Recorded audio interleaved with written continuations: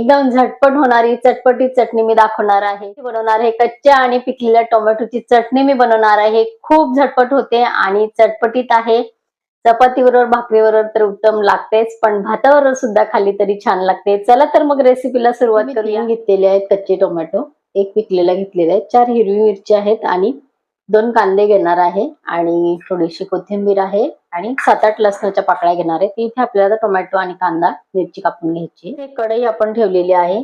2 teaspoon आपल्याला इथे तेल घालायचं आहे. तेल छान इथे गरम होऊ द्यायचंय. तेल आपलं गरम झालेलं आहे. अर्धा टीस्पून मी इथे राई घातलेली आहे.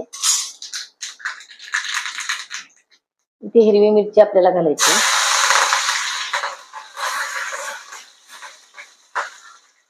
लसणाच्या पाकळ्या आपण घालून घेतो.